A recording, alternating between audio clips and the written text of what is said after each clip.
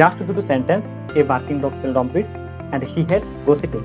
এই দুটো সেন্টেন্সের ভিতর বার্কিং অ্যান্ড গসিপিং এর মধ্যে মূলত কোনটা চিরান, কোনটা পার্টিসিপল, তোমরা যারা আমার এই ভিডিওটি দেখতেছো তোমরা ভিডিওটি এখনই পজ করে কমেন্ট বক্সে জানিয়ে দাও।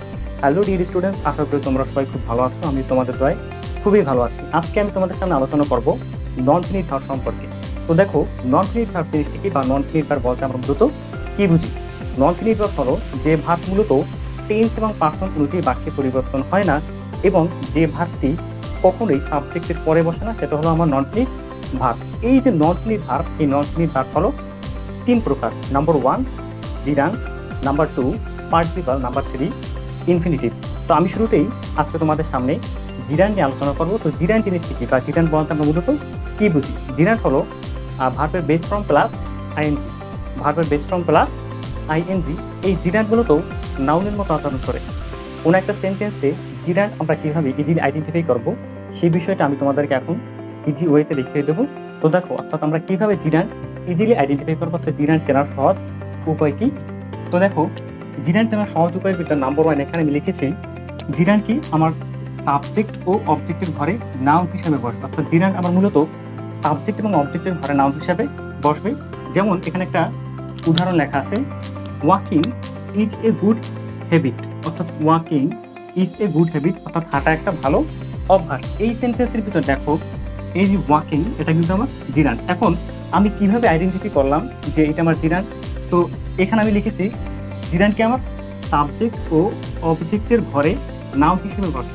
তো এই সেন্টেন্সের ভিতর এই ওয়াকিং কিন্তু আমার একটা সাবজেক্ট, ওয়াকিং কি আমার সাবজেক্ট। সো এটাকে আমি বলতে পারি জিরান। দেন আছে কি, আমি যদি এই 1 নম্বর নিয়মটি যদি ধরতে না পারি যে এটা আমার জিরান, তাহলে আমি 2 নম্বর দিয়ে ট্রাই করব। আছে কি, জিরান্ডের পরিবর্তে যদি আমি ইট বসাই, অর্থাৎ এই জিরান্ডের পরিবর্তে যদি আমি ইট বসাই তাহলে এর অর্থ স্বাভাবিক মনে হবে। তো দেখো, এই যে ওয়াকিং আছে, ওয়াকিং এর পরিবর্তে যদি আমি ইট বসাই, যেমন এখানে যদি আমি ইট লাগাই দিই, যেমন it is a good habit, অর্থাৎ ইয়ে একটা ভালো অভ্যাস, তাহলে দেখো এর অর্থটা কিন্তু আমার স্বাভাবিক মনে হচ্ছে। সো আমরা এটাকে বলতে পারি জিরান। দেন আছে কি, আমার জিরান কি চলমান সেন্স বোঝায় না। জিরান কি আমার চলমান সেন্স বোঝায় না। যেমন এখানে আছে কি, walking is a good habit, অর্থাৎ হাঁটা একটা ভালো অভ্যাস। বাট এখানে কিন্তু কেউ হাঁটতেছে না। যদি কেউ এখানে হাঁটতো, আমি যদি এরকম বলতাম যে আই স হিম ওয়াকিং, অর্থাৎ আমি তাকে হাঁটতে দেখেছিলাম, তাহলে কিন্তু এটা জিরান হতো না। অর্থাৎ জিরান কি আমার সবসময় স্থির অবস্থা প্রকাশ করবে, অর্থাৎ স্থির অবস্থা বুঝাবে। সো আমরা এই ওয়াকিংকে নিঃসন্দেহে বলতে পারি জিরান।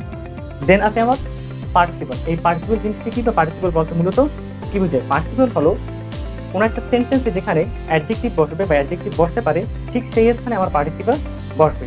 এখন কথা হলো এই পার্টিসিপল কত প্রকার? পার্টিসিপল হলো 3 প্রকার।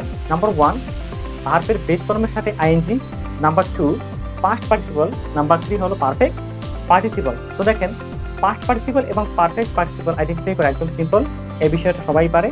বাট বেস ফর্মের সাথে আইএনজি, এইটা আইডেন্টিফাই করা একটু কঠিন হয়ে পড়ে। তার কারণ হলো আমরা জানি জিরান্ডু কি বেস ফর্মের সাথে আইএনজি আর পার্টিসিপল কি বেস ফর্মের সাথে আইএনজি। সো এই বিষয়টা স্টুডেন্টরা জটিলতা পাঠিয়ে ফেলে। তো আমি আপনাদেরকে দেখিয়ে দেবো কিভাবে ভার্বের সাথে আইএনজি পার্টিসিপল সেটা আপনি আইডেন্টিফাই করবেন।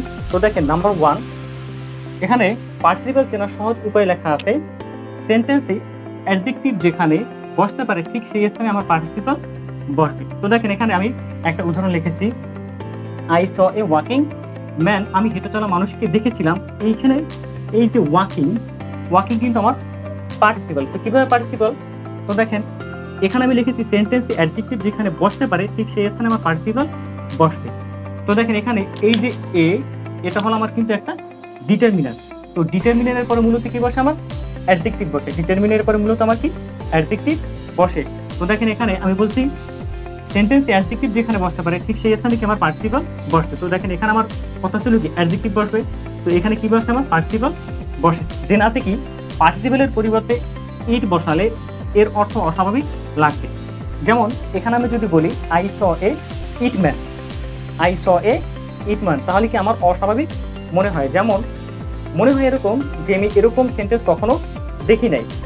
দেন আছে চলমান সেন্স বুঝায়, চলমান সেন্স বুঝায়। I saw A walking man, আমি হেঁটে চলা মানুষকে দেখেছিলাম। তো এখানে দেখেন, এই সেন্টেন্সের ভিতর মানুষটি কি হাঁটতেছিল, তাহলে এখানে কিন্তু আমার চলমান সেন্স বুঝাচ্ছে। এই যে নিয়মগুলো বললাম, এই নিয়মের মাধ্যমে আপনি বেস ফর্মের সাথে আইএনজি যে পার্টিসিপল আছে সেটা কিন্তু আপনি একদম ইজিলি আইডেন্টিফাই করতে পারবেন। তো দেখেন দেন আছে কি আমার পাস্ট পার্টিসিপল। পাস্ট পার্টিসিপল জিনিসটা কি, যে এরকম ভার্বের পাস্ট পার্টিসিপল, ভার্বের পাস্ট পার্টিসিপল, যেমন এরকম লেখা আছে I saw A broken chair, I saw A broken chair, আমি একটা ভাঙা চেয়ার দেখেছিলাম। এখানে এই যে ব্রোকেন, এই ব্রোকেনটা কিন্তু আমার পাস্ট পার্টিসিপল, ব্রোকেন কি আমার পাস্ট পার্টিসিপল। যেমন এরকম আছে break broke broken, break broke broken. So এই যে ব্রোকেন, ব্রোকেন কিন্তু আমার পার্টিসিপল। দেন আছে কি আমার পারফেক্ট পার্টিসিপল। পারফেক্ট পার্টিসিপল জিনিসটা কি, হেইভিং, হেইভিং এর পরে যদি আমার পাস্ট পার্টিসিপল থাকে, হেইভিং এর পরে যদি আমার পাস্ট পার্টিসিপল থাকে সেটাকে আমরা বলি পারফেক্ট পার্টিসিপল। যেমন এখানে উদাহরণ লেখা আছে having found my old picture I was happy, আমার পুরাতন ছবি পাওয়ায় আমি কি ছিলাম, খুশি ছিলাম। তো এখানে দেখেন এই যে ফাউন্ড, এই ফাউন্ড কিন্তু আমার পারফেক্ট পার্টিসিপল।